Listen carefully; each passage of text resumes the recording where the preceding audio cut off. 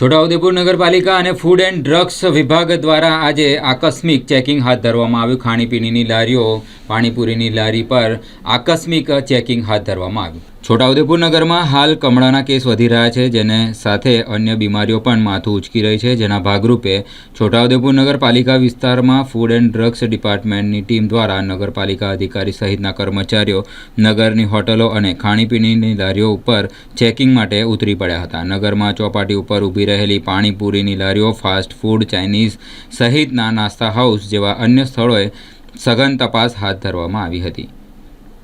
નગરપાલિકા દ્વારા આકસ્મિક તપાસ કરવામાં આવી રહી, જેમાં ખાણીપીણીની લારીઓ વગેરે જગ્યા ઉપર ચેકિંગ હાથ ધરવામાં આવ્યું, જેમાં એક્સપાયરી ડેટના ખાદ્ય પદાર્થો વાપરાતા અને પ્રતિબંધિત પ્લાસ્ટિક થેલીનો ઉપયોગ કરતા વેપારીઓ પર દંડ ફટકારવામાં આવ્યો છે। અંદાજિત 7,000 જેટલો દંડ ફટકારવામાં આવ્યો છે।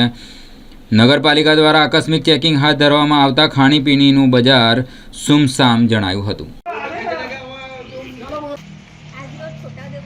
એસપીએમ ટીમ તથા નગરપાલિકાની વહીવટી ટીમે સાથે મળીને અચાનક આકસ્મિક માર્કેટ એરિયા તેમજ કોમર્શિયલ એરિયાની રેડ પાડી અને એક્સપાયરી ડેટનો માલ તથા સિંગલ યુઝ પ્લાસ્ટિક યુઝ કરતા ઇસમો પર દંડ ફટકારીને 7,000નો દંડ લઈને આવ્યા છે અને એમના પર કડક કાર્યવાહી કરી છે।